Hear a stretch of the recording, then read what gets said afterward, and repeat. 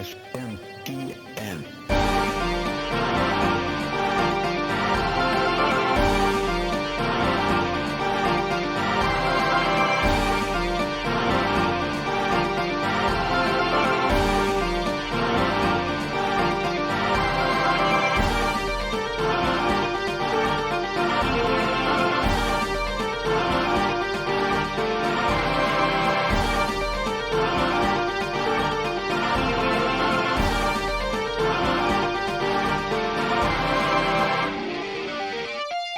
How's it going, everybody, and welcome to Shin Megami Tensei Network Link 257.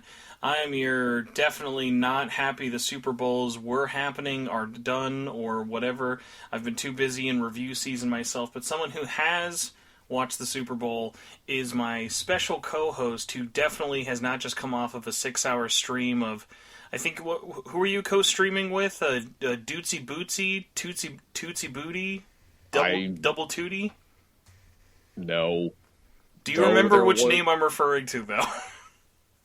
Are you referring to the guy in the Phantom Thieves Guild that helped me out? All I know is that I saw you have a hostage situation in Persona 5 Royal, and I've never laughed harder at someone's name being like Duty Tootie or like Booty Duty. Yeah, that was his name. I remember playing Black Ops with a guy named Big Balls in 1997. Well, unfortunately, Big Balls 1997 was busy and canceled on me. So, special guest, if people couldn't tell by your excited tones, who are you and what are you doing here? I'm gnarly. I do YouTube videos on Persona and Megaton. You can't yawn during your own. Like intro. Like you're just like already making the people typing the comments being like, "Geez, man, how bored was he? He's already yawning like 5 seconds into the show." Well, I was streaming for like 6 hours. That is true, and you've not streamed for yourself in a very long time. So I guess we can actually like talk about that. Was it because right now you're. By the time this comes up, this will go up in like 2 days. I doubt your video will be up for the first part. But if anyone out there has not been following you, what's your latest video you're working on? Persona 5, No Velvet Room. Persona 5 Royal, though. Yeah, Royal. So, you're enjoying the run? Are you having fun with it? Are you glad? Okay, I should do this at least. Of a question I've not asked you off podcast. Are you glad you decided to do this first before SMT5 or Strange Journey? Yes. How come? Because... Yes, it's just because I haven't done, like... I don't know. Well, I'm glad I did it before SMT5 because I'm a little burned out with that game at the moment. I'm kind of just burned out with mainline in general. I mean, look, there's not really a lot of, like... Well, I guess, no, that's not definitely... I was going to say there's not a lot of, like, choices, really, for mainline. But I guess in terms of contemporary mainline stuff, yeah, there's not a lot. Have you ever, like, thought of, like, the weird stuff no one ever wants? Like, when's your, like, Persona Q2, like, challenge video? I mean, people have asked for that. Is it just, like, one of those things of, like... It would be less fun, or you're less knowledgeable on the game, and you'd need like more like prep time. Yeah, I mean it's been freaking years since I played Persona Q1 and Persona Q2. I played that when it came out, but even then I still don't remember much about it. Isn't it crazy to think that game's actually not even 3 years old yet? Yeah, like that game feels really, really long in the tooth. Wow, that's crazy now that I think about it. That game came out 2 years into the Switch, and that already feels like forever ago. Mm-hmm. Man. Well, besides Atlus stuff, the obvious stuff, what have you been playing, if anything else? Dying Light 2. Oh yeah, you got that. We haven't actually got to talk about that. So, you're playing on Xbox or PC? PC. Okay, and you just got your new laptop. So how does it run on your new laptop? It runs pretty good. My laptop gets pretty hot, though, so I got a cooling pad, and that helps.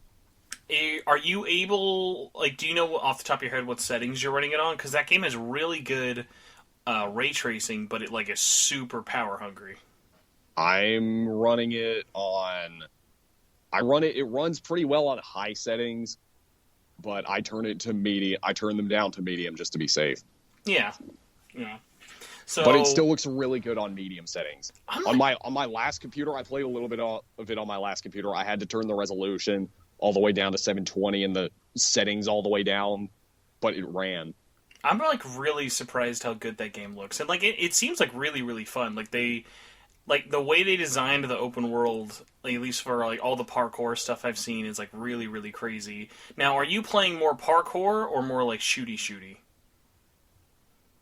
If by shooty you mean whackety, then yeah. Oh, that's true. Yeah, there's a lot more like melee stuff. Yeah, it's more, yeah, like, even though I guess it kind of advertises itself as a first person shooter, it's really more of a first person hack and slash, or as I like to call it, a whack and bash, because you use blunt weapons. So, I'm trying to think, because it's one of those weird ones of, I've seen a lot of people playing it through like streams more than I actually touch it myself. Would you say, are you like past the intro? Because I know it's kind of got a long intro. Yes. Okay. And enjoying it, lived up to the hype? I don't know about that. I mean, I played the original Dying Light 2, right? It was like one of the first games I got for PS4, and that was all the way back in 2015. Mm-hmm. So it's been 7 years since the original came out. I don't really know if it was I don't know if I'd say it was worth a 7-year wait, but I wouldn't really call it a disappointment either. It's apparently like a hilariously long game, but like I kind of like those.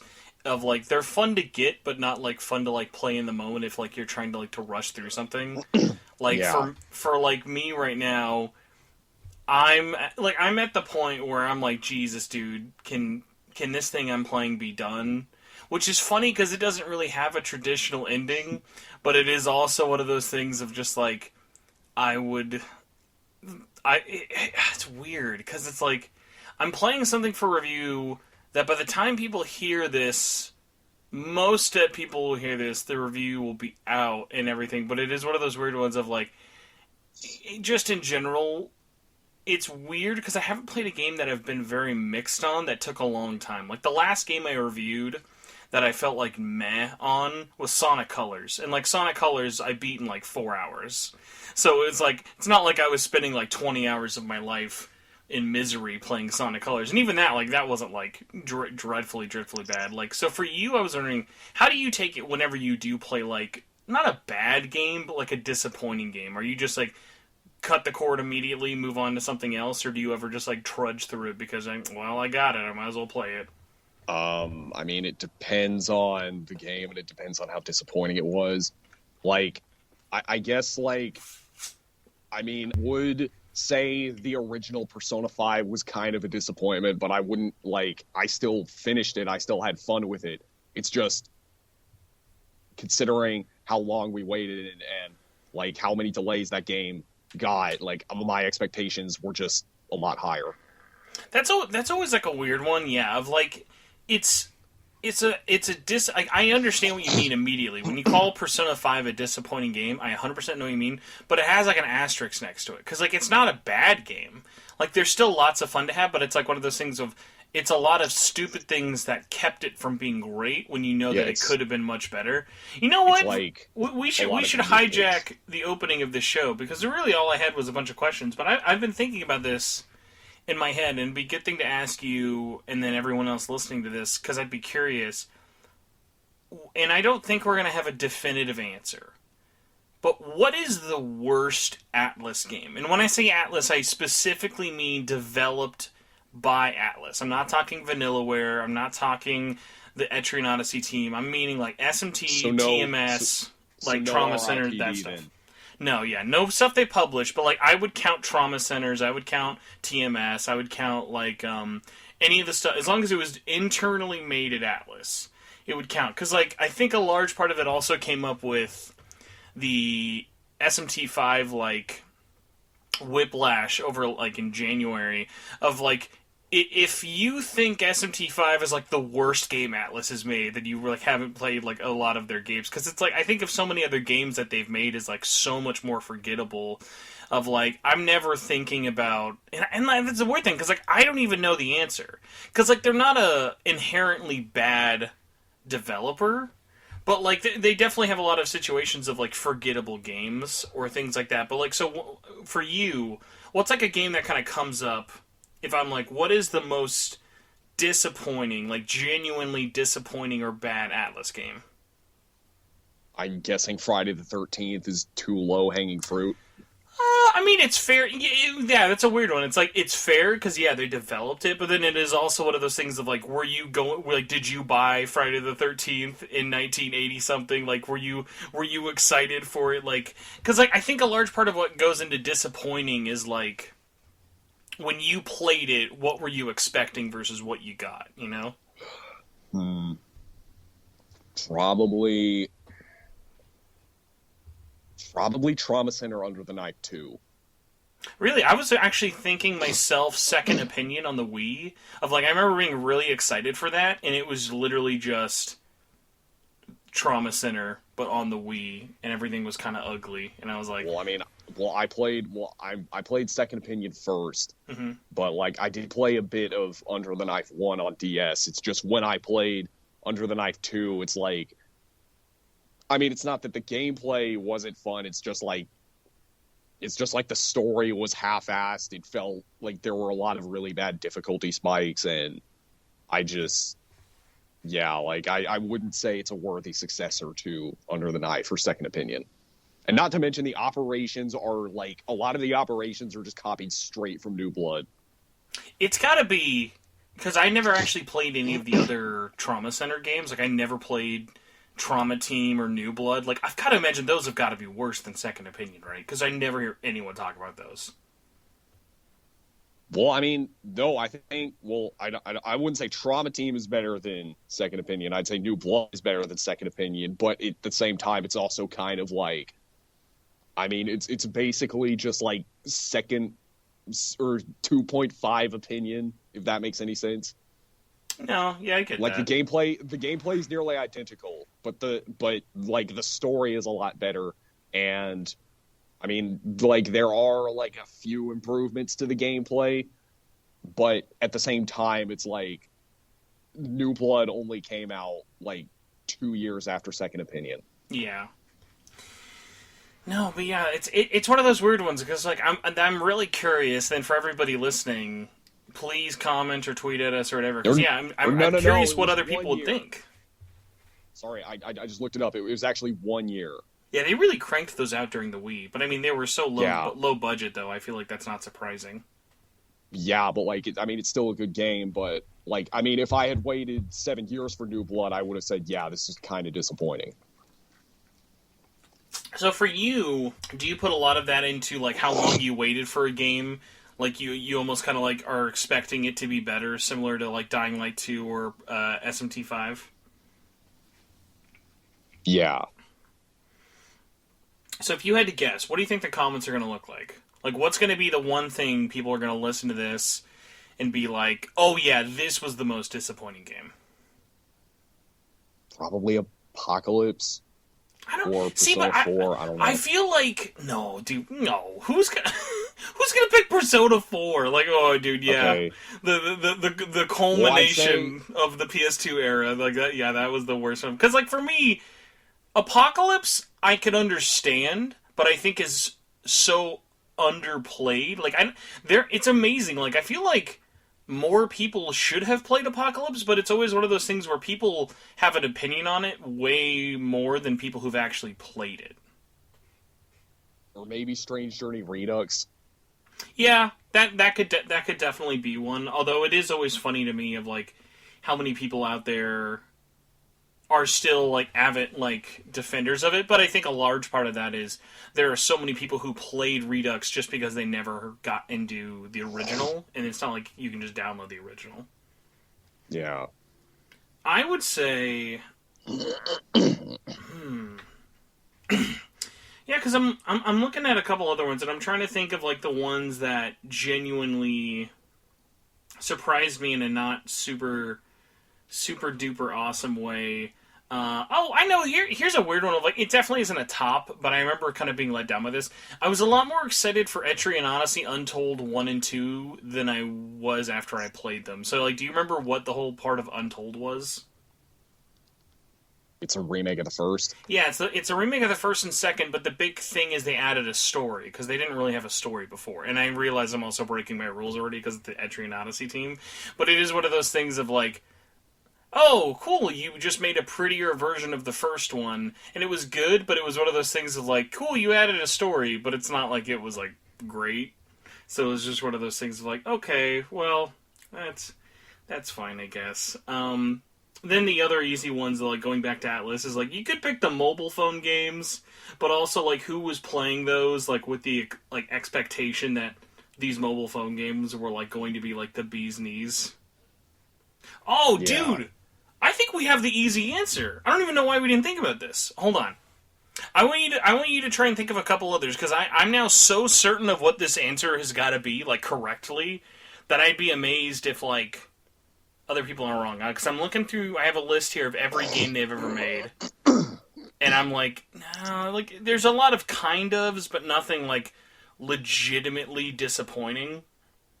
And I'm at, like, 2014, and the list is getting really, really tiny, and I think it's a tie between two.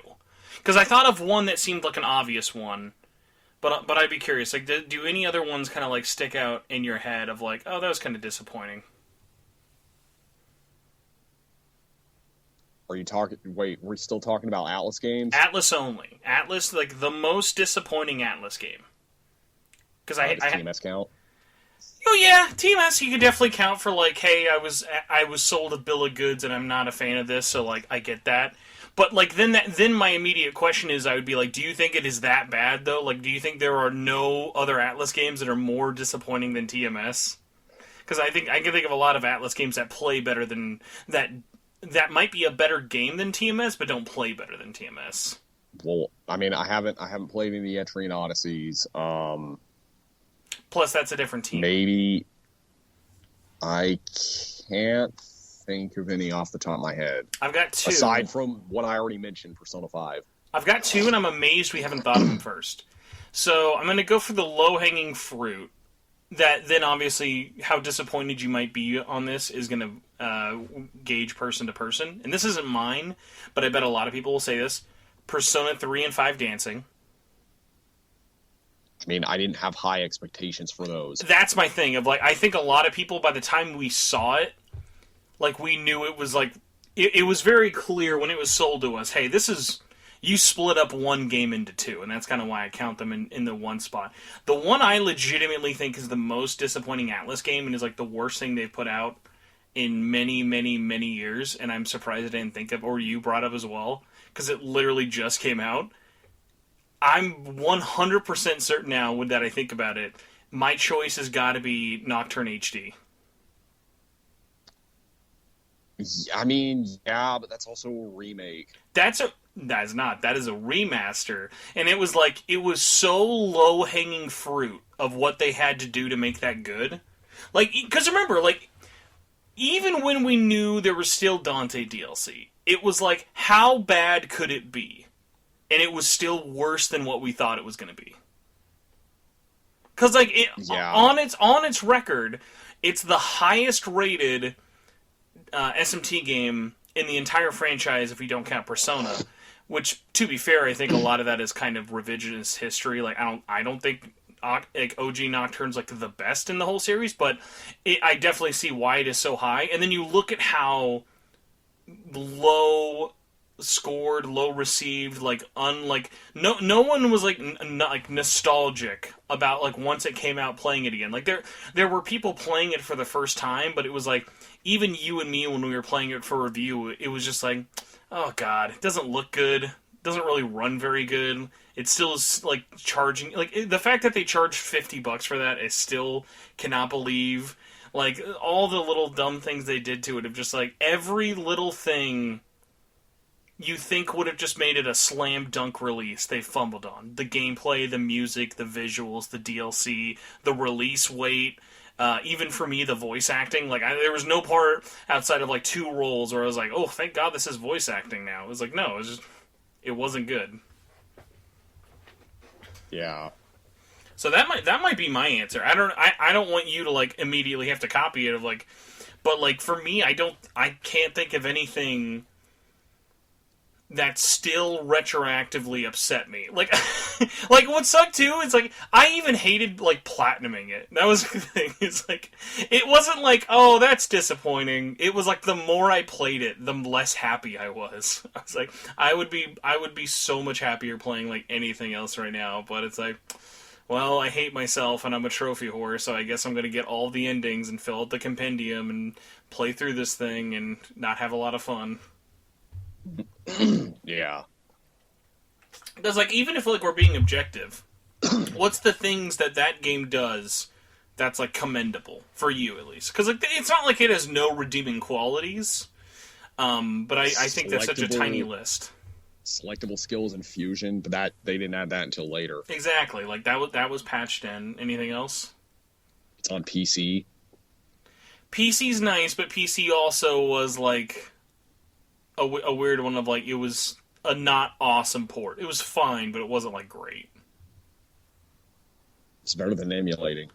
That's the best part, because it is just them emulating it in Unity. Yeah. Yeah, it's like, the best things I can say about Nocturne HD, I'm glad it went on modern platforms. I'm glad more people got a chance to play it. I'm glad it got, like, a re-release that hopefully leads to getting others, but it's also one of those things of just, like, now, even if, like, our dream HD remaster gets announced from Atlus, aren't you going to be a little bit worried? Because it's like, oh god, what's the quality of this thing going to be? Yeah, you're right. Like, you know what was funny? I didn't even think about this till I posted it. When I told people I was playing 13 Sentinels on Switch, the most asked question I got, well, how is it? Like, how does it run? Everyone just automatically assumes it was going to run bad. Even a game like 13 Sentinels that is not graphically intensive at all. So it's like, that release has been so damaging to their brand that, like, now even I bet, like, when Ultimax comes out, I bet you there are people who are going to be like, oh god, I hope Ultimax is okay. I mean, fuck, even me. Like, even I'm like, dude, I don't even know who's porting that yet. Like, that game comes out in a month, and I'm like 5% sure that there might be something wrong with that game. And I don't even mean like the dumb stuff like the PC version having de novo, just because they all have de novo because of reasons. Mm-hmm. But yeah, so that was a good way to like kill like 10 or 15 minutes, everybody. But yeah, comment below. Let me like get a collective tally. Do it on Facebook or Twitter or the Discord, because I'm really curious what you all would think. Or what the, like, collective answer is. And it's funny, because, like, I've been thinking about tweeting that out. But it's like, how do you tweet that question out without trying to seem like you're trying to be, like, an edgelord, you know? I'm just like, what's the worst Atlus game? Which is like, do you really need to talk about it? It's like, no, not really. But it is one of those things, like, it's kind of interesting to, like, think about it. Like, it actually reminds me a lot about something I've seen recently. Do you know a guy on YouTube? Oh my god, why am I forgetting his name? I really don't like him. It's just funny because I didn't like him before everyone started not liking him. Beat 'em Up Woods. There we go. It's like a long-haired Australian guy. Does a lot of Nintendo stuff. I've never heard of him. Okay, so have you ever heard a Nintendo YouTube channel before? No. Yes, you have. I'm just saying. Like, Wait, say that one more time? Have you ever heard a Nintendo fan's YouTube account before? Oh, I mean, yeah. You mean like fan or fanboy? Like fanboy. Like, I hate RPGs. I only like Marios and Zeldas and blah, blah, blah. Like, it's very much one of those. I've seen people, like, make videos about channels like that, but I've never watched them myself. Oh, okay. So, like, I would say, like, he's just kind of like that thing of just, like, I talk about Nintendo, because I'm a big Nintendo fan, but it was one of those things, I don't even remember, like, what rubbed me the wrong way about, like, some video I, like, saw or got recommended or something from his, but, no, he got a lot of shit recently because, and you'll appreciate this, he literally made a tweet that was just this. It was, Nintendo Switch Sports is better than Xenoblade Chronicles 3. And it was so funny because it's like, I think if you made that tweet, I don't think people would think that was antagonistic. That would just be like, because honestly, that might be true for you. You probably are more excited for Switch Sports than Xenoblade 3, just because you haven't really played Xenoblade, right? Right. But like, this guy's made a whole thing out of, I'm the guy who hates Xenoblade because I don't like Xenoblade. And so it's just like, I'm tweeting this to be the Joker. Like, this is his Joker moment of like, take that, everybody. I think the game with the Miis and the furries is better than Xenoblade 3. And it was just one of those things of like, you know, it's like those moments of like, you ever like seen someone tweet something and it blows up and they're like, I had no idea this was going to blow up. It's like, yeah, you did. Like, yeah, you did. Like, those ones that are clearly like poking at someone or like just trying to get a rile out of people. Yeah.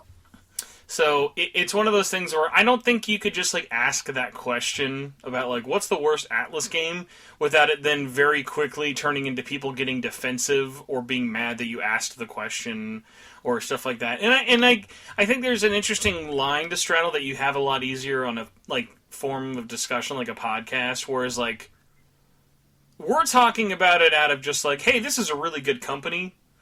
That, like, they don't really do a lot of bad games. Like, we mostly ummed and ahed through half of it trying to think of actually bad games. Whereas, like, other people would then look at it as, like, well, you shouldn't be defending corporations, or you shouldn't be looking for, like, a reason just to be mean and shitty. So it's, like, it's one of those things where I think if people just kind of give their answers as a reply to something, it'd be a lot easier than just, like, making a tweet being like, guys, tell me your hottest take. What's the worst Atlus game? Because that would just instantly, I think, like, divulge into just a really stupid or cringy comment section. Yeah. Speaking of comment sections, because we've got nothing else to talk about, we've got a whole bunch of questions that we can blow through today.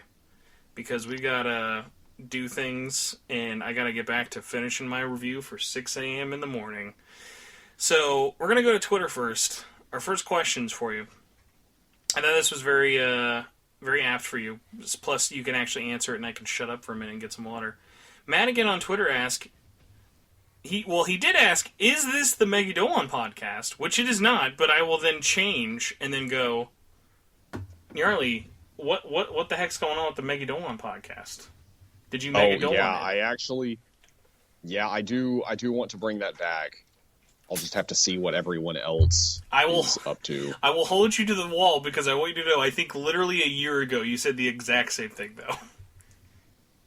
Yeah. So let's at least bring this. So if you brought it back, would you want to just bring it back as the exact same thing? Would you want to change it at all? Like, how would you want to bring it back after it had been so long? Because, like, you gotta admit, it'd be a little weird if you just made, like, episode 12 or whatever the hell you left off at and didn't, like, comment on anything. Yeah, I mean, I'd probably start uploading it on my main channel. Oh yeah, I forgot you weren't doing that. Well, like anything in terms of the actual like content of the show, though. Like, do you think you would still kind of keep the general format and everything still the same? Yeah. Do you find yourself missing it? Like, were there moments last year when there was like so much news? Like, were you at E3 thinking to yourself like, "Fuck, wish I could talk about this"? Not really. Was a large part of that of just like not really thinking about it, or also like the time zone difference, or just stuff in your personal life? Bit of both. Yeah. So, other things though, Madigan asked, are you going to do anything for Monarch or Ultimax in terms of challenge runs or stuff on your channel? Wait, say that one more time. Madigan was also asking, are you going to be doing any challenge runs or videos for Monarch or Ultimax? Probably not Monarch, maybe Ultimax. I mean, I'll probably just do like if I do a video on Ultimax, it's probably just going to be like, I'll probably just review the game because I never got a chance to review the original Ultimax. So I'll just give my thoughts on it in a video. How would you do that? Would you go through all of Arena's story and then Ultimax's story, or would you just like talk mostly about the gameplay? I'd probably like play a couple of the stories, and then I'd be like, if you like visual novels, then you'll like the story. That's literally like the equivalent of like fans of the genre. I mean, I know what you mean. It's such a especially because it includes both. Like, honestly, I don't even know what I'm gonna do. Because, like, depending on whenever the hell codes for that are finally ready this month, it's like, if I have Elden Ring in my hands, if I fucking have Elden Ring, and it's like, hey, Spencer, do you want to have this, like, 30-hour visual novel story instead? Like, no, not really, but I got to, so I don't know. Just leave it on in the background, I guess, in like a sub screen. Yeah. I will say, I genuinely am curious what you are going to think. I bet you, unless you just hate it, because I've not talked to anyone who's been playing Monarch. I'm genuinely curious what the hell people are going to say for reviews, because I feel like it's going to be one way or the other. I feel like people are either going to really like it or be really down on it, and I don't know why. Well, I can see kind of reasons why, but, like, I at least feel like if you play it, I think you'll be inclined to at least make, like, a video talking about it. You might not do a review, but you'd be like, hey, I played this thing. Like yeah. Kind of that. Just because it's so different. It's not like Caligula, where you play Caligula and you're like, yeah, I kind of expected it to be this kind of a game. Monarch is not that kind of a game. Because, like, I think we all went into it, and especially because you haven't even put your hands on the JP version or the demo yet. Like, for you, what do you think it's like gameplay-wise? Like, from all the marketing, like, how do you think the game has sold itself? Well, I mean, from what I haven't really seen a whole lot of footage, but it looks kind of like Lost Dimension. Mm-hmm. It does, yeah, it does have some similarities to the way that plays. For sure. And then a question that I can kind of spin off to you as well. I talked a little bit about how 13 Sentinels is on Switch. It's totally fine. It looks like 13 Sentinels. There's no slowdown. But I wanted to ask, how do you feel about, and I kind of broke this, it's still a developing news story, would you feel if 13 Sentinels on Switch, or I guess also, not only how would you feel, how do you think the Atlus community would feel if it was a GameStop exclusive? Because right now, the only place to pre-order 13 Sentinels, and it's like got less than 2 months till it's out, is at GameStop. It's not announced yet officially. They like just added it into the servers. But I think it'd be really interesting because Atlus has never done a retail exclusive physical game before. Like, A, how do you feel about that? And B, how do you think the community... Because I feel like that's one of those things, like, imagine how pissed off everyone internationally got at the Steelbooks, but then just do that for a game. Yeah. I think they'd be pretty pissed. If they were going to do it with any Atlus game, I feel like 13 Sentinels is a really good excuse to make retailer exclusive, because, like, let's be honest, you're not seeing copies of that game at Walmart or Target, you know? Right.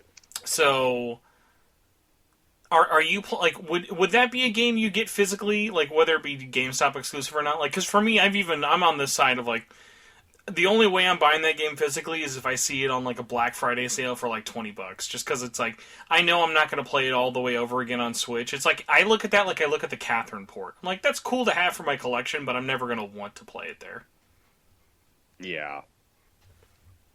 That's something I get. Something I get cheap. And actually, I don't think I've talked to you about this. How do you feel about the whole Ultimax thing being digital only? I think it's stupid. I mean, I'm gonna be getting it on PC anyway, but like, I think a physical version would have been nice. I keep worrying. I think it sets a really worrying trend of Atlus can then just kind of skip games, you know? Because, like, yeah, we've already seen the degrading quality from their stuff of, like, there's no more manuals. Like, the amount of quality and TLC that goes into their physical releases is already really, really, like, small. Like, you're lucky to get a bonus item. Like, you're lucky to like that bonus item. I know the collector's editions are a little hit or miss for some people. So, I keep looking at it as, like, one of those things of, like, I know why they're doing it, because it's a really niche game. But it's also one of those things of, I think, because they're releasing it in such a busy month, like honestly, for all the games that are coming out next month, Like on a scale of 1 to 10, what's your honest to god hype for Ultimax at? I'd say it's like a 5. Honestly, that might be higher than mine, and I like that game more than you. Well, is this even really a remaster, or is it just a re-release? That's the thing, yeah. It's kind of funny because in our fantasy critic, it's like listed as a port, and I almost can't disagree with that.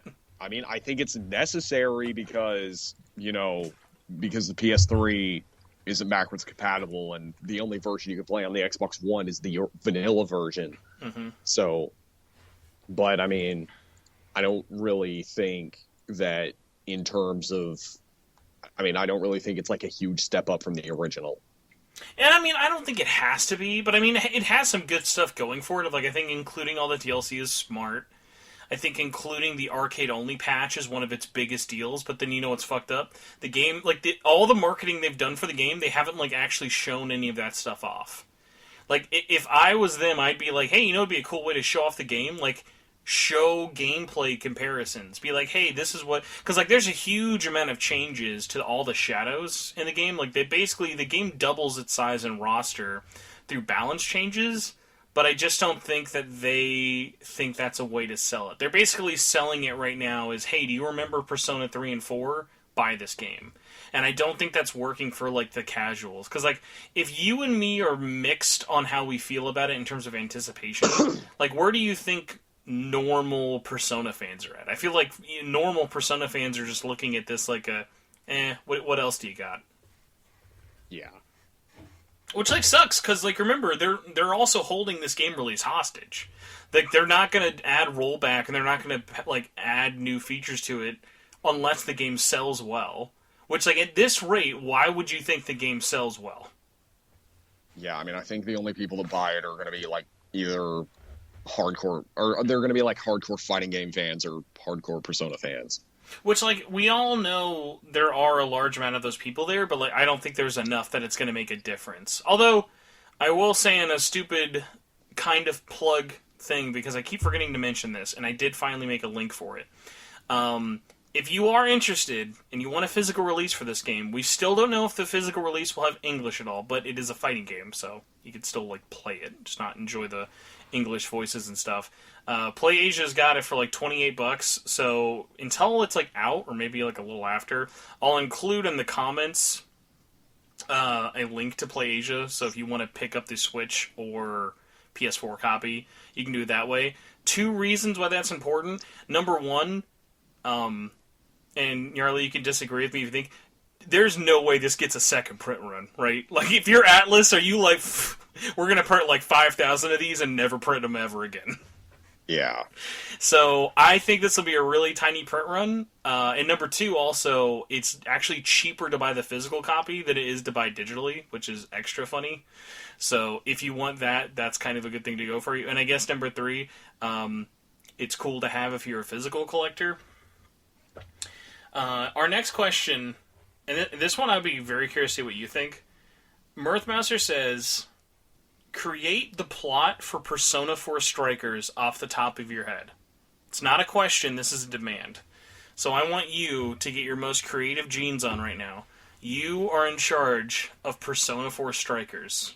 What is the story? Adachi breaks out of prison. Hold on. Starts. We got to get like meta. We have to be like actual writer's room for this. Where in the timeline does this take place? Is it pre-Dan, post-Arena? I guess post-Arena. Okay, but not post-Dan. So Dan is still the latest in the timeline. Is Adachi in Dan? I don't remember. Oh, he's in it, but not like story in it. So okay, so we'll do it. We'll do it post Ultimax Adachi's story, but pre Dan. So is Adachi the main character? Oh no, okay, so Adachi breaks out of prison, and then there are like shadows showing up or something. So then Adachi like fakes his identity and joins the investigation team, and yeah, I'm gonna the main villain is And actually, I would say the main villain is Amaterasu, but that's Yukiko's persona. I'll say I guess this. you could make Yukiko the main villain. We will build off of the ending of Ultimax, because if you remember, the gang from 3 does their own thing, the gang from 4 does their own thing, and then there are 3 people who are left ambiguous. Sho, Labris, and Adachi. So what if Adachi escapes jail, and he meets up with Labris and Sho, and it's a game about the 3 of them trying to, like, find down, like, basically, Adachi's just there as, like, the parental figure, but Sho's trying to, like, get revenge on somebody who was involved with his torture growing up, and then Labris is trying to also figure out if any of her sisters are still alive from the, like, robot, like, tests and everything that was going on. So it's a game that's related to P4, but it stars none of the characters from the investigation team in terms of, like, main playable characters. Yeah. Now, the real question is, do we do this? Or no. I got one. Go for it. Okay, so how about like following that plot that you mentioned? Labris discovers this like underground bunker that's like mass producing the anti-shadow weapons, and then there's like a glitch in their system which makes them launch nukes against humanity. And then the investigation team survives, and they lead the resistance against the anti-shadow weapons. So basically Terminator. I see, then the fucked up thing is, then I'm imagining, like, all the weird, like, little, like, anti-shadow, like Easter egg things they could do that'd be, like, really, really funny. Now I'm just, like, imagining, though, the final boss is literally just, Sho's dad, like, as a robot android. Yeah, and he's voiced by Arnold Schwarzenegger. Now, of course, that's actually canon. It's going to get announced this month. We're all very excited. By the way, have you like, do you even care? Like, are you following what the February announcement is? Like, do you think it's going to be anything, or like probably just going to be some merchandise or something? So someone brought this up, and I was a little perplexed because, like, I couldn't disagree with them, but I was interested of, like, does this matter though? So someone was like, man, the Persona 25th anniversary has been such a bore so far, and I'm like, I can't really disagree with you, but it's also, like, how exciting, I guess.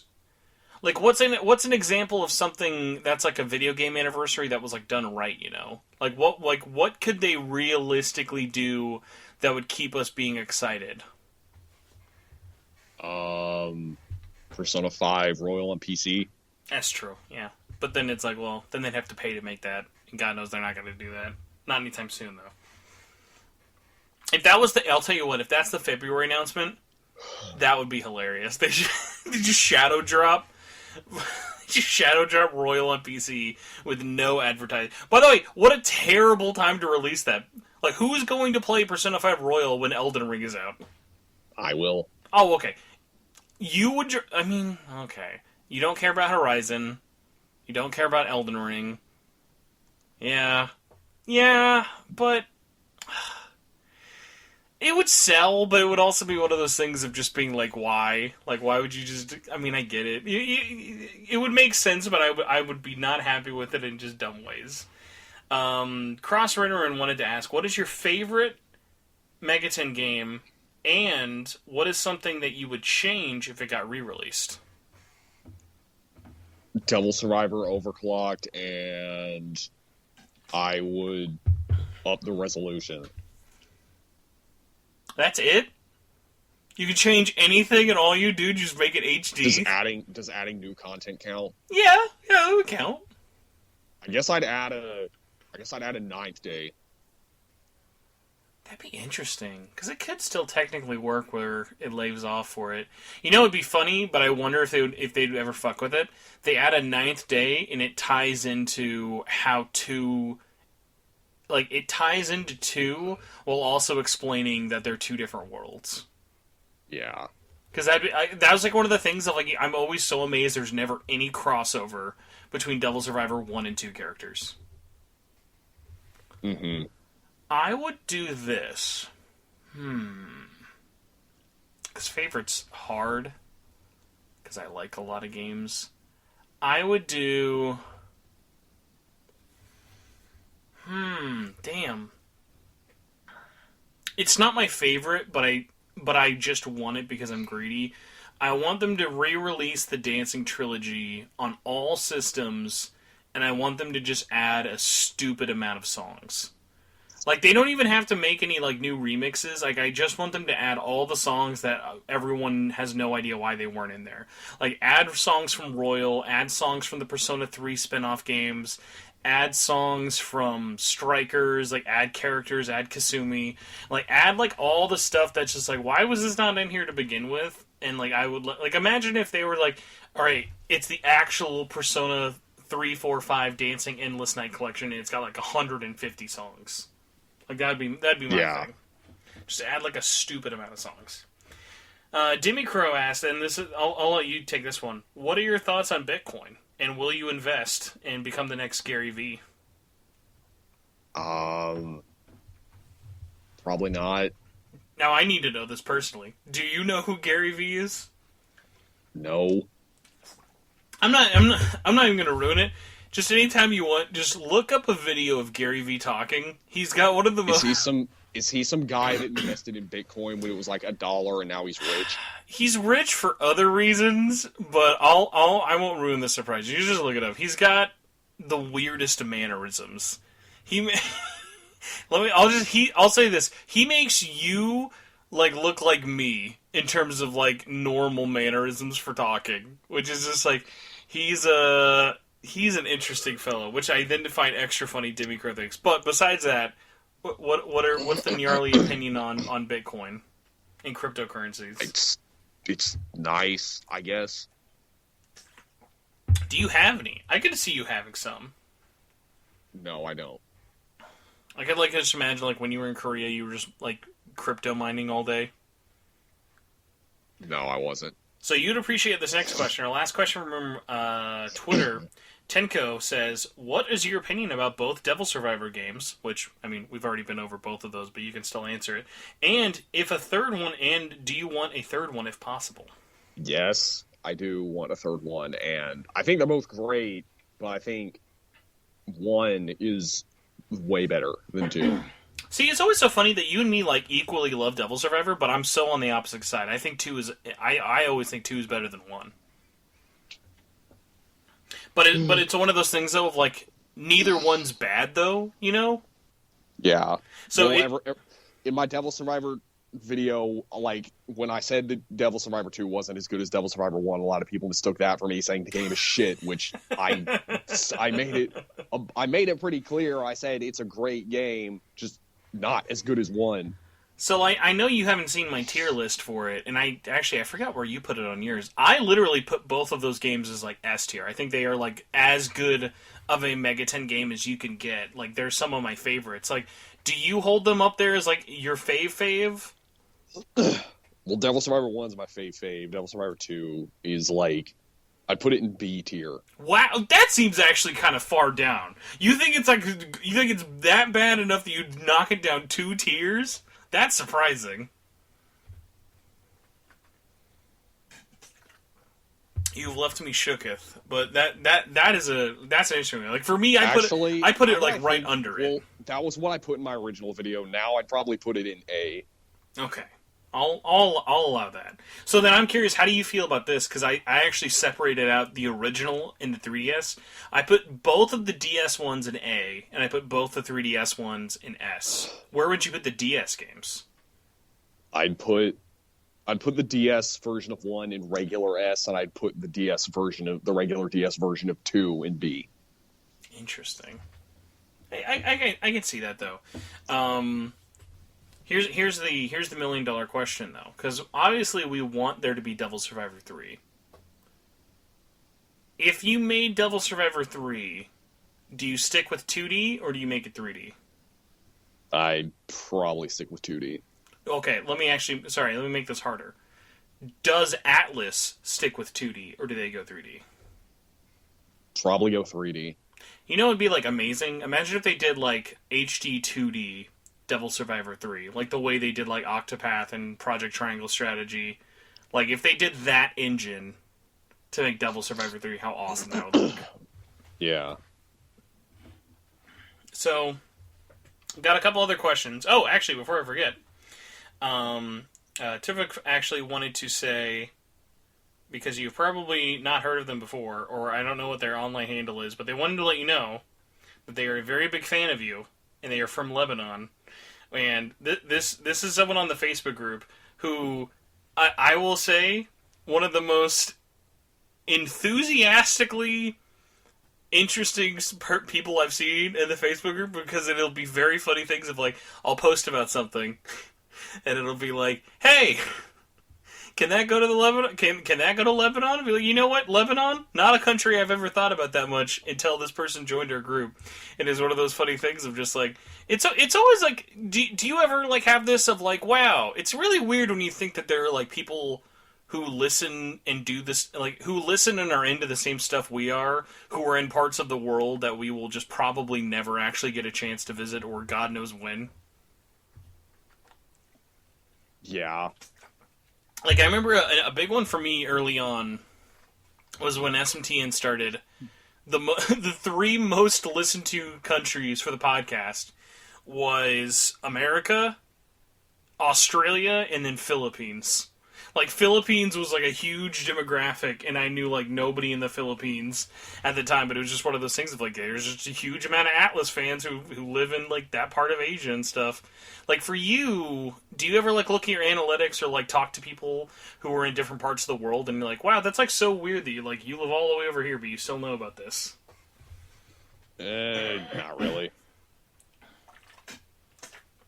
We need like to find a guy who's like stationed in Antarctica who like watches your videos. Yeah. So, I'm gonna ruin this guy's name very bad, but I'm curious to see what you think about this. Carl Seffin says, have you played Last Bible? So I've played all the Last Bible games, but I don't think we've talked about this. I know you own one of them, but which Last Bible games have you played nearly, and what is your thoughts on the series? Well, I mean, I played both of them. It was freaking years ago. I haven't played the physical version I own, but I mean, I remember enjoying them. See, I had this like realization when I was like tearing them all. Man, I don't know why I can't stop clearing my throat today. There you go. I don't know, like, for me, I like them as, like, novelty, but, like, I don't ever look back at them as, like, fun games, though. Like, I don't look at them as, like, oh, man, this is great. Well, I mean, they're pretty short. But, like, I hold more regard to, like, the old Final Fantasy games on Game Boy. Like, I look at the Saga games, and I look at the, like, Final Fantasy Adventure. Like, I look at those as, like, having more, like, nostalgia fun than, like, those games. Well, yeah, I mean, I haven't played a lot of games on the original Game Boy or the Game Boy Color, but, like, that's one of the few I have played. But, I mean, honestly, like, I kind of understand where you're coming from. Like, if it wasn't Megaten, I probably wouldn't have bothered finishing it. It's like, if we ever got a Last Bible collection, it'd be one of those things where we would be like, whoa, that's cool, and then we'd play them for probably, like, 10 hours. Oh, all right. I think the normal person would maybe play them for a few hours and then be like, oh, okay, and not really think that much about them. Whereas, like, it's cool. They're definitely an interesting side of Atlus history, but it's not like, if you met someone who likes SMT and they haven't played Last Bible 2, you're not like, oh, dude, you're missing out on the magnum opus of Megaten. Yeah. It's like, I also hold them up there with, like, Demi Kids. It's like, you're fine. If you haven't played Demi Kids, you're fine. You're not missing out on anything. It's interesting. Look it up. Play it if you want. But it's also like you're not gonna like. I recommend stuff like, I'd rather someone play Majin Tensei over both, because it's like, that's interesting. That's a very out there kind of game in the series compared to like, yeah, it's just another RPG. Yeah. Now, are you ready for what might be our hardest question of the night? Sure. Which Catherine gives the best head? Assumedly. See Catherine. See Catherine? How come? Because she's C Catherine. Because she's not a bitch. I'm going to say this. I'm going to say Q, Catherine. I'm going to say Ren gives the best head because she knows what you're working with. And that's all I'll say. Okay. Luis Perez says, in terms of personality, moral choices, and skill sets, which SMT/Persona protagonist would you consider the best? That's interesting. Who is the best protagonist out of SMT and Persona? No, wait, you think Strange Journey's protagonist is the best? Yeah. I'm gonna be honest, if he was a boss fight in a game, like if they made Doom Guy like Strange Journey Doom Guy a boss fight, how do you make him intimidating? Because I don't think of him as like, whoa, dude, he's like stacked.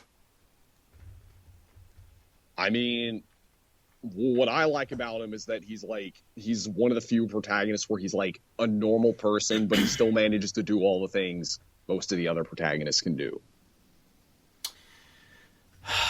That's an interesting. You know what? I mean, he's also got military training. That's something the other protagonists don't have. That's true.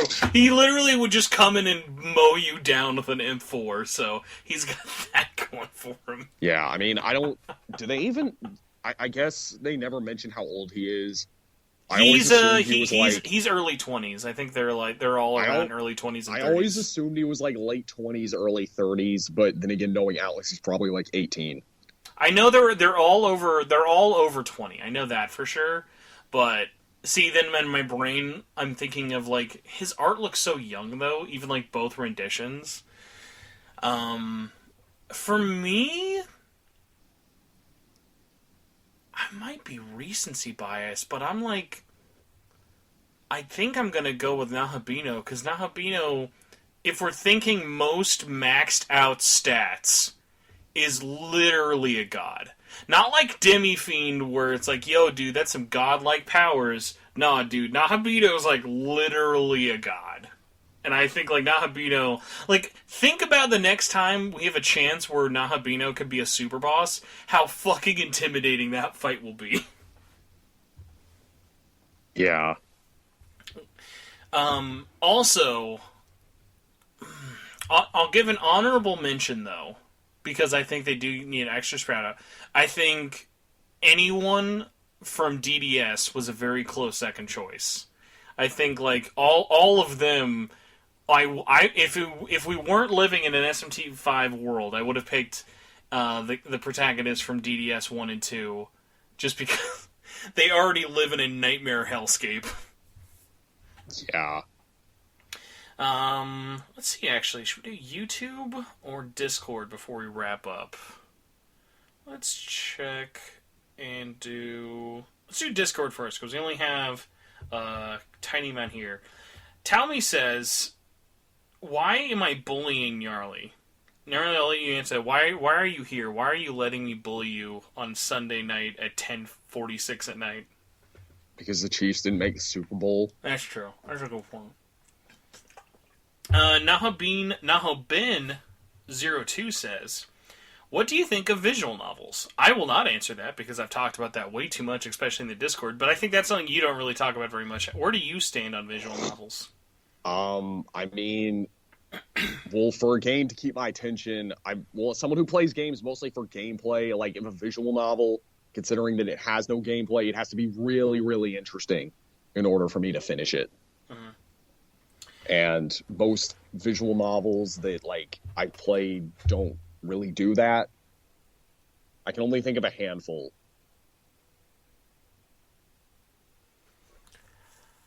Do you want me to name some? Yeah, you know what? Go for it. I'm actually okay. pulling through a couple. Well, the thing is, I don't even know if any of these count. Does Snatcher count? Snatcher 100% counts. Does Danganronpa count? That 100% counts. Does Ace Attorney count? 110% counts. Trying to think. What else?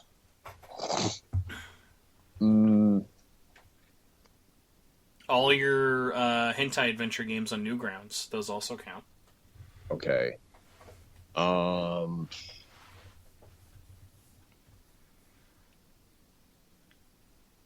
to think. If you I guess Oh yeah, Well, I would say Persona 4 Arena, but that that's counts. That it 100% counts. counts, dude. Well, If your story mode is over 10 hours long, that counts. okay. Does Doki Doki count? Doki Doki Literature Club, 1,000% counts. Okay, so our next question. I don't even know if this will be long or short, but I thought might as well give your thoughts on this.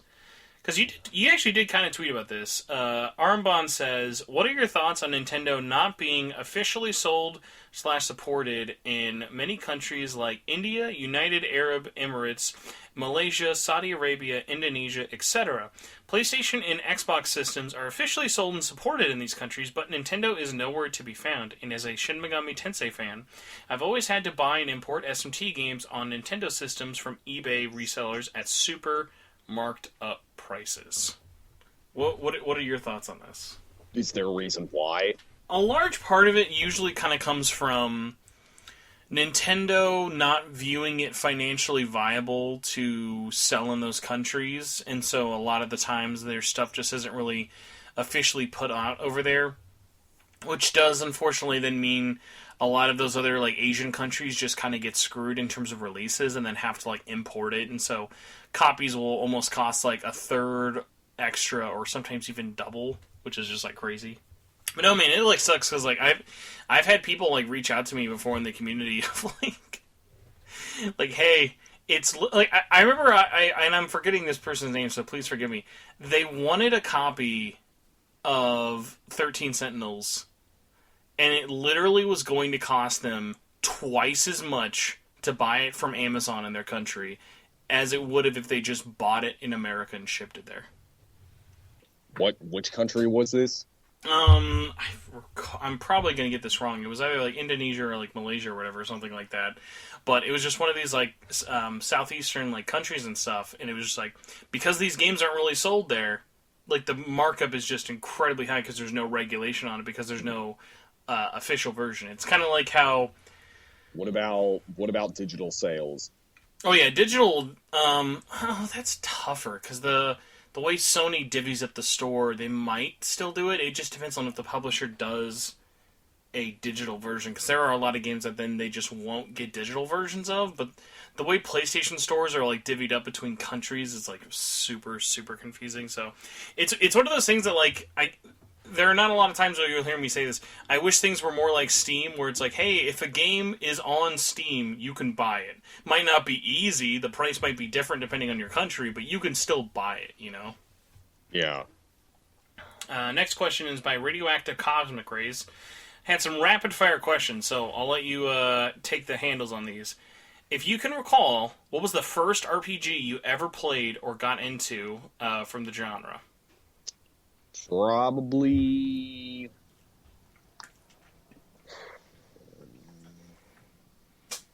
I probably Final Fantasy 1 on PSP.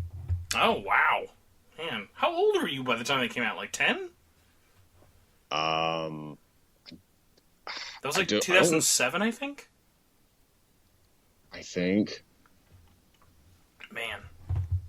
See, then you're gonna make me feel old, dude. My first RPG, I was 3 years old when Revelations Persona came out, and I got it because it was rated KA for everybody. But Well, I mean, like I said, I mean, I don't remember that much, but I do remember. I want to say I would say Pokemon Diamond, but I think I actually played this before. yeah, that would have actually been before Diamond. Although, yo, shout out to the PSP version of Final Fantasy 1 and 2. Those are really good versions. They're the best versions. Maybe. I haven't tried the Pixel remasters, but I imagine they probably are close. Yeah, they're really good. Here we go. Besides Atlus, what are other developers that you would say are the modern kings of RPGs? Okay, I'll definitely have to go for this one, but I will go after you because I know you and me will not have the same answer. Who do you think is, besides Atlus, the king of RPGs? Which, hot take, I don't think Atlus is the king of RPGs. They are not my number one. I'd say Square. Damn. Because of their games from the 90s.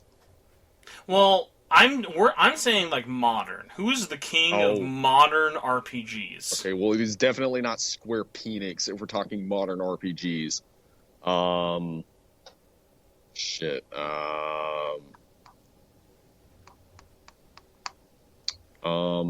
I have no idea.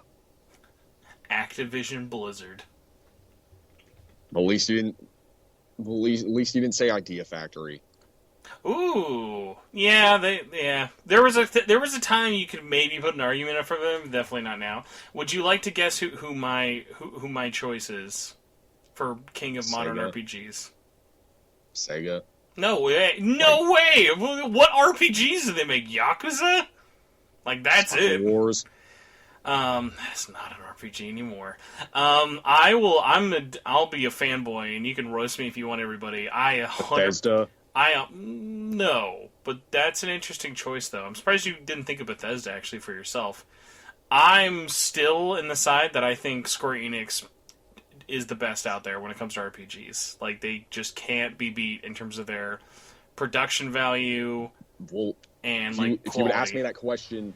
If you would ask me that question 10 years ago, I would have said Bethesda, but the last Bethesda RPG I actually liked, besides Skyrim, was Fallout New Vegas. And that was Obsidian. It's really funny. I don't think you play a lot of RPGs outside of Atlus. Like you're not a Falcom guy. You don't really play like Disgaea. You don't play NAS games. Like there's a lot of RPGs out there, but I think it is one of those things of like it's an easy series to get burnt out on, but I hate myself, so I buy all of them. No, but yeah, Square Enix still takes the cake for me. It's like, dude, I still love Final Fantasy. I still love Kingdom Hearts. I'm so excited for Octopath Traveler. Like they just make so many good things, and they do a million times better job than Atlus does at like re-releasing their games. Yeah. Well, going back to the whole Bethesda thing, I am excited for Starfield, but There you go. given what Bethesda's done, I'm not sure if I trust them all that much. Ooh, another shout out. Koei Tecmo doesn't get enough love. They do some good RPGs. So does Bandai Namco. Bandai Namco does a lot of good RPGs as well. Number 3, Megaton games that have the best final boss and this is including the fight and the music. That's Apocalypse. That's a tough one. So, do you want to explain why Apocalypse? Because you're fighting God, and the music's awesome. That is a good track. And one of the few... And he's actually hard. The fact that he doesn't look bad, even by 3DS standards, is pretty incredible. Yeah. Yeah, I mean, like, especially, like, when you're in that dungeon, when you're in that last part of the dungeon, I'm like, how is the 3DS handling this without lag? Dude, Apocalypse is... Man, I love Apocalypse. That's a great one. Ironically, I know without a factor of a doubt, I know the answer is none of the Persona games. None of them hit both for me. It's usually one or the other. It's either a fun fight or really good music. I think I'm going to have to say, because yeah, Apocalypse is a great choice. Probably specifically the triangulum ending of Record Breaker. I really liked that boss fight. What, do you like the jellyfish? Yeah. I think all those bosses are really cool. Well, yeah, it's a pretty cool like idea, but I'm just not a big fan of the jellyfish. Which I can understand that at least. Next question. Favorite era of RPGs? So like PS1, PS2, PS3, current. PS2. How come? Well, because we got some of the best Megaton games on PS2. We got a bunch of other RPGs like, we got the Xenosagas. I'm not a big fan of them. A lot of people like Final Fantasy X, X-2. Love Final Fantasy X. Damn. I'm going to say... that's really tough. It's a split answer because one is very Spencer bait, but then I know the real answer is Shadow Hearts? Almost forgot that. That's true. You should have said 360 so you could just have Operation Darkness, but you failed on there. I would say the real answer in my heart is the PlayStation Vita, because I think that I have more RPGs on that system than any other system in my whole collection. But I know the real answer is the current system we're in right now of Switch, PC, Xbox, and PS5/PS4.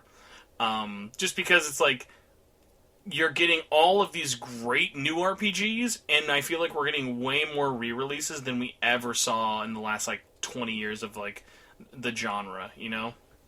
Yeah.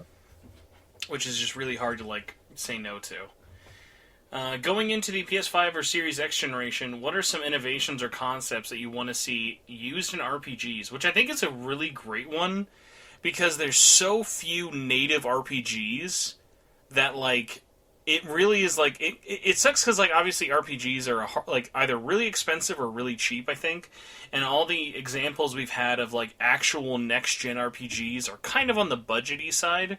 So I'd be curious for you, like, what is something you'd want next-gen to do with RPGs that they couldn't do before? You're talking in terms of, like, technology and stuff, right? Yeah, like, I'll give you my example. I want the world to battle flow. I want that to feel so much more natural. I don't want it to just be like I'm hitting someone and I go to a loading screen and then I fight in that same spot. I don't want I hit a guy and then there are like 3 more of them that spawn out of him out of nowhere. Like I want combat to flow a lot more like realistically without just being in a hub. Like I want it to just kind of be a lot more of this interconnected, open, actual feeling like a real world like world. I mean, I can't really think of anything like that. Like, actually, a great example of one that kind of does it, and it is technically next-gen, Yakuza 7 does a great job of, like, there's no random battles, the world's pretty much always connected, and when you go into fights, the only thing that really loads in is, your enemies become enemies. Like, they're all still there in the world, but, yeah, I just wish we had more, like, truly, actually next-gen RPGs. That's why I'm, like, so excited for, like, what the hell does Final Fantasy 16 do as a next-gen only game? Yeah. Persona 6, don't be on PS4. Please be PS5. Make me happy. But yeah, anything that comes to mind for you? Not that I can think of. I mean, I would say something like co-op, but like, how would you make that work for like a turn-based RPG? Yeah, multiplayer is always so hard, and even the situations where they do actually include it, it always feels so messy, you know? Yeah. All right. Blah, blah, blah, blah, blah. Last question by Radioactive says, do you guys think that SMT/Persona games are as dark as people say? Especially, compared to other games like Shadow Heart and Folklore. I'll be quick, I'll say no. I always feel like they could be way darker than like than they really are. Like, it always feels like they're holding themselves back. Yeah, I wouldn't say they're... I'd say they're dark compared to like some of the more mainstream JRPGs, but some of the other ones he mentioned, like Shadow Heart's definitely not. Like, right. Shadow Heart, I'd almost consider Shadow Heart's like a horror game. Yeah, I get that. I mean, did you ever play Kodelka? Yeah, for sure. Yeah, that's like a horror RPG. Next one is by Kyrian. In your opinion, how do you feel about the recent gaming acquisitions? In the last couple of years, which big game companies could you see being acquired next? Like, so how do you feel about the whole everyone buying everyone thing? I think, for the Activision one, I think that's a good thing because I know Activision has like a really toxic work environment. I'm hoping Microsoft, like, in terms of the big companies, they're like one of the... They're like, how do I say it? I don't want to say it's good, but it's like better than the others. Yeah, I get that. I think it's a real double-edged sword when I look at a lot of the acquisitions. I don't like. Oh yeah, what's up? What I was going to say was, and apparently I heard that they're going to keep Call of Duty on PlayStation. Yeah, it's been really interesting how that's evolved. Like, obviously, it's a wait and see, really, how it's going to go. But yeah, the fact that Microsoft has doubled down on Call of Duty still coming after the contracts, I'm like, they don't have to do that, but there's a huge amount of money you're going to lose there, even if you say it is on Game Pass. So it's a weird time we live in. I will say this at least. I'm definitely on the camp of I don't think as many companies as people think are going to get bought. Like, when I hear people say, like, Square Enix is going to get sold anytime soon, I'm like, no. I think if there's a company that needs to be acquired, it's Konami. Yeah, but that also is like, they don't have to. Like, dude, Konami makes so much money just through Yu-Gi-Oh! Alone. Like, they don't need to be bought out for anything. But, like, the Atlus, I always find so interesting. If Atlus gets brought up a lot, of, like, I think everyone always makes an argument for every company of, like, oh, PlayStation should buy them for Persona, Xbox should buy them because Game Pass, or Nintendo should buy them because of SMT. And it's like, yeah, but I also think that you lose out so much that each person you like could sell Atlus to would still hurt the overall fan base as a whole, you know? Yeah. Let's see, what is our next one we have here? Brandon says, what are your thoughts on additional DLC for SMT5? Would you welcome it? What kind of DLC would you want to see? I would like to see DLC for a 5th area, bump up the levels to 120, and add some more boss fights. That's so funny, because I'm like, dude, the one thing SMT5 has a fucking infinite amount of is boss fights, but I know what you mean. It's like the one thing that game was like, I'll give you 100 boss fights. So what about you? Do you think, or do you want additional DLC for 5? Yeah, provided it's good DLC. See, I still think Atlus is ass backwards enough that they wouldn't do DLC. I feel like they would just do an enhanced port, like a Maniacs version. Yeah. Instead of having a level 120, you just get 120 FPS. That's what it is. Like, I could see them, instead of making... Okay, I'll say this. If they were to redo stuff with 5, I don't think they would do this as DLC, but I think they would do this in an additional version. Make more playable characters from the story in your party. So, like, you could have someone like a Ichiro or Yatsuda, like, in your group. I think they'll add at least one expanded ending that's drastically different and has an optional dungeon you have to complete to get it. Because I think it's one of those things of, I think adding another really beefy dungeon to that game could help. But it's one of those things where it's like, I don't think that they would, like, change it enough that it would be, like, DLC worthy, you know? Yeah. And then we'll all play it on PC next year on the Epic Game Store. Eric Cartman says, who is your personal favorite character in the Persona series?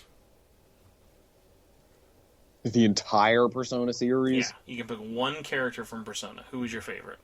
Nyarlathotep. Do you want to elaborate? He's a good villain. He's badass and he's evil. And he looks good in his suit. Yeah. Alright, this is a test of your friendship. Who is my favorite Persona character of all time? Wait, you're asking me that? Yeah, who's mine? This is a test. Yosuke. There you go. You got it. The man.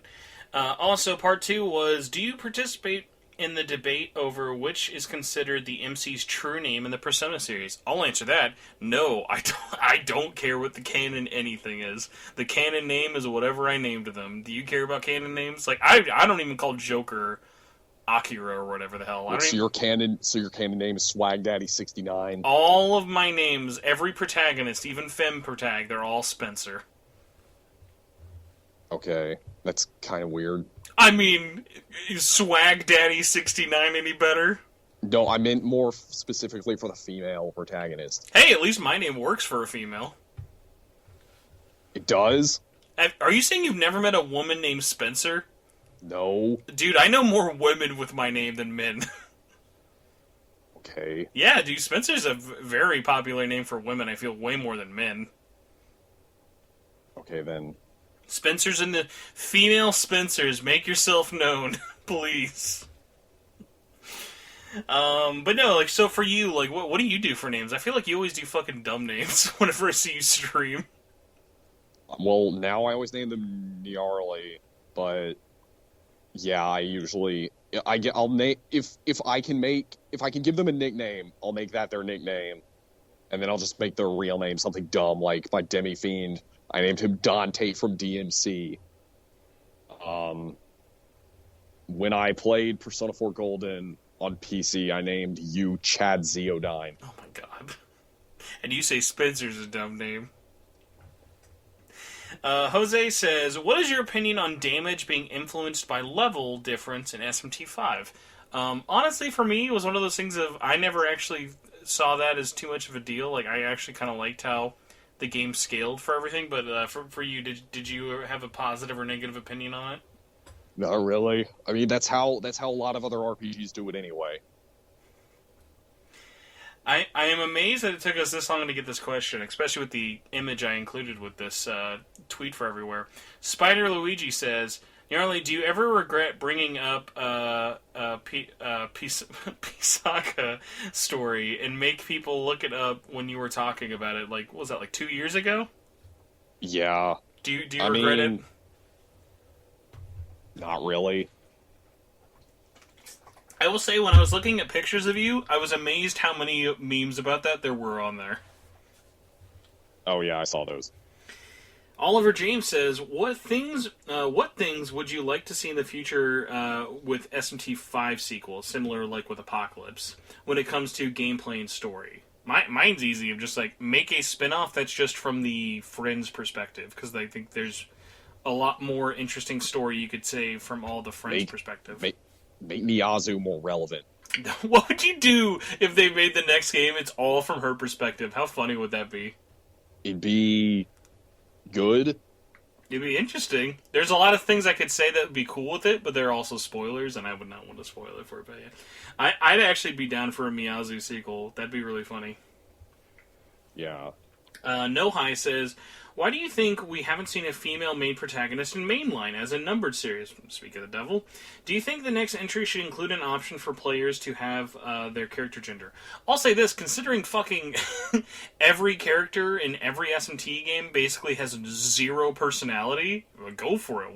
Why does it matter what your gender is when your character's gender never matters in the story, you know? Like, why not make another character model? Yeah.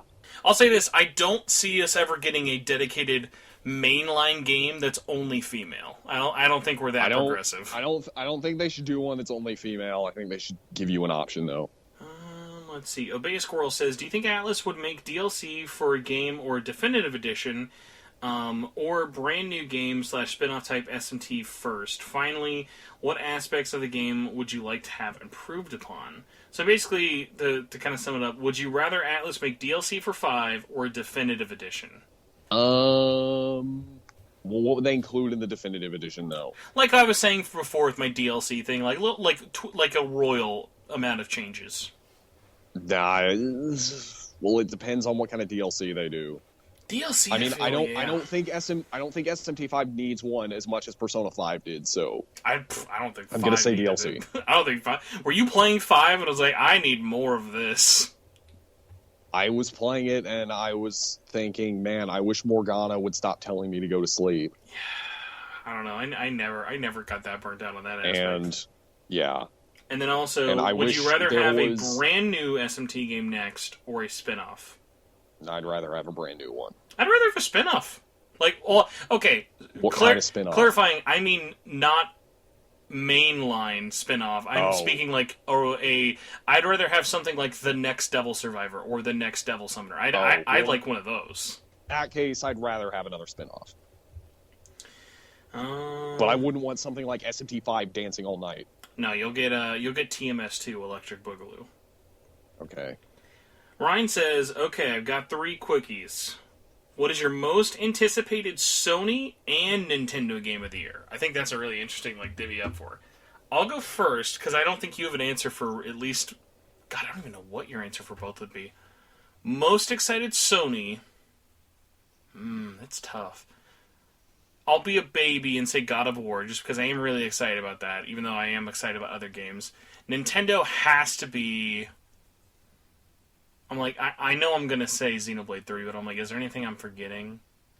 Honestly, even if Breath of the Wild 2 comes out this year, I'm more excited for Xenoblade Chronicles 3. What about you? For Sony, I guess Gran Ghostwire Turismo. Tokyo. Ooh, that's a good pick. What about Nintendo? That's also coming to PC though. That's true. Switch Sports. I was honestly expecting you to say Mario Strikers. And I don't even know why. I don't even know if you like that game. I haven't played the others. What is your idea for a new Megaton spinoff? So let's say we can't do a sequel spinoff. What's your spinoff you would make Atlus make? First-person shooter. Oh God, yeah. Why have they not? I mean, I know why they haven't. They don't have a team who knows how FPSs work, but that would work so well. Just hire some Western devs to do it. Yeah.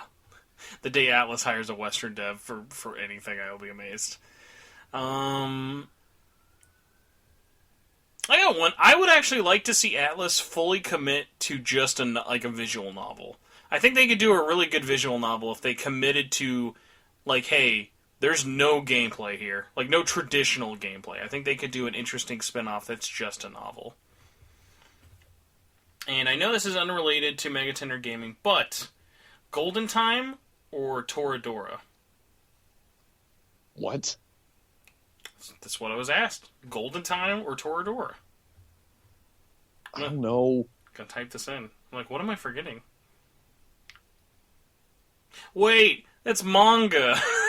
I was like, why does Toradora sound familiar? I think that's manga or anime. Golden Time. That is a graphic novel. Considering I know neither, I will say I'll go Toradora just because I've heard more good things about Toradora, but I'm sure Golden Time is fine. And I'm sure you've never heard of either. I mean, I've heard of them. I haven't seen them. Genocidas36 says, what are the chances of a true Fire Emblem cross SMT? -100. Honestly, I was like, at this point, especially because God forbid Intelligent Systems ever actually makes a game, I think they know that idea would still be cool. Like, honestly, like, if they still just announced a honest-to-goodness strategy RPG that's SMT and Fire Emblem, like, I think that would still sell incredibly well on the Switch. Yeah, but I mean, would anybody take it seriously? Yeah, I mean, I think you have to go into it. Maybe. You'd have to go in and say who's making it and show off gameplay though first. You couldn't just announce. Well, I was going to say if you just announce the game, everyone's going to be suspicious. But if you actually showed footage, then people would believe you. I don't want this to be the last question, so I'm going to change it around with 2 questions.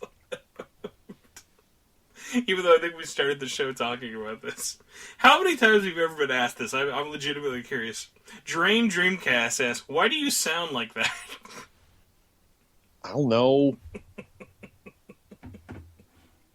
But do you get asked that? Like, is that something people ask you? Not really. I mean, when I worked retail, I get a lot of Karens say, you sound rude. I'm like, this is just how my voice sounds. You know, I feel like... I don't care. You know, like, how there's resting bitch face? We need resting bitch face. Like, what's the male equivalent of that, though? Because no one ever refers to a guy for resting bitch face. Wait, is resting bitch face the same as Karen? No, resting bitch face would be, like... just your neutral tone and your neutral face makes it look like you're a lot more mad than you actually are. Oh. But resting bitch face isn't really a term that's ever used for guys, though. You know, it's always for women. Yeah. Chat, let us know. And you know what? Drain Dreamcast, I expect an answer from you by the end of the week. That's your homework. Final question by Benjamin Quinn, just because I'm curious what you think. Benjamin Quinn says, what are your thoughts? And I'm not going to say anything, but what are your thoughts on the Xenoblade 3 trailer? Well, I mean, I haven't actually seen it. Damn. I got the announcements, but I didn't watch the trailer. But I've seen the character designs; they look kind of cool. You got the highlights. Would you be surprised, ashamed, or not have any reaction at all if I told you after many years of joking about it with Mac, we're actually going ahead and doing the Xenoblade Network. Seriously? Because why not? It's the year Xenoblade Chronicles 3. Why the fuck not? I'm already doing a show for Kingdom Hearts. I'm already doing a show for the Vita. I'm already doing a show for SMT. Just add another one onto the list. Why ever give myself free time in life? Well, I mean, there's like a whole bunch of games in both those series. There's only like 4 Xenoblade games.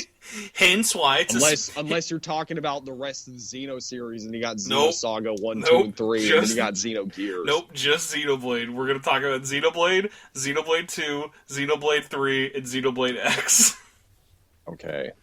It'll be a year-long show, and maybe 5 people will listen to it. Are you just gonna talk about how much you want Xenoblade X to get a Switch port? God, I do really bad. Game's got a great soundtrack. No one knows it though.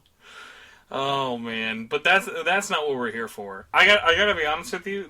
This 90 minutes has not felt like 90 minutes, but at least we made it through a good length of the show. So Gnarly, thank you for stomaching through this after a long Super Bowl night, pre Valentine'sing it up. So I'll let you get the floor because you're the guest of honor.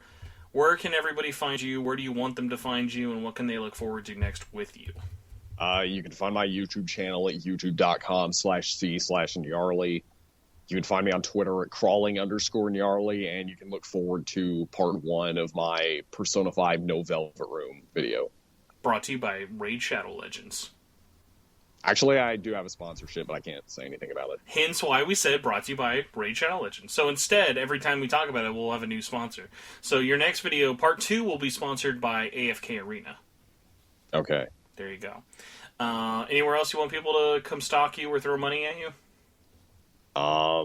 If you want to throw money at me, you can donate to my Ko-Fi. There you go. Give them a coffee. What coffee do you drink? You're getting a coffee. What are you ordering? Depends on where I am. You're at Starbucks. If I'm at Starbucks, I'll get like whatever their seasonal latte is. Okay. If I'm by myself at my house, I'll just brew some coffee from the Keurig machine. I appreciate that answer. Ooh, did you ever get Korean Starbucks? Yes. Is it better? It's about the same. Damn. Is it more expensive? No. So, well, that's more of a surprising answer than I thought. Well, everybody, if you would like to listen to this show on a weekly basis, first off, thanks. That's already surprised me more than I thought you would. You can check out the show on Apple, Spotify, wherever you like podcasts, YouTube. You can subscribe to the channel. We're like super close to 6K. We're slowly creeping up on Gnarly there. Besides that, you can join the Facebook group. Join us on Twitter at SMT Network. I'm on Twitter at Torchwood4SP.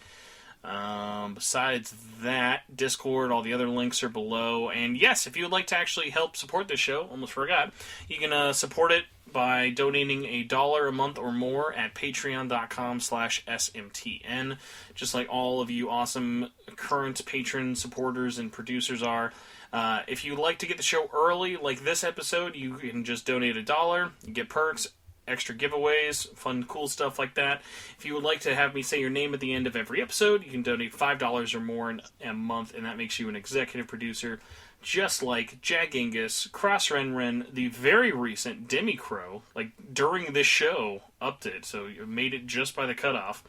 Jazzy Jefferson, K-Horse, Patrick Dissart, Philip Meyer, She-Show, Solaire, Cameron Sharp, Garokora, and Robert Dogman Magadellos. Thank you all so much for the Patreon support. And remember, if you want me to suffer and spend a lot of my own hard-earned money on a very expensive video talking about Persona 3, 4, and 5 Dancing DLC, we're like $20 away now, I think, from that goal. So you and 20 of your friends can donate $1 and make me make a very bad financial decision, but it'll be for a good cause, because no one else on YouTube would make that video.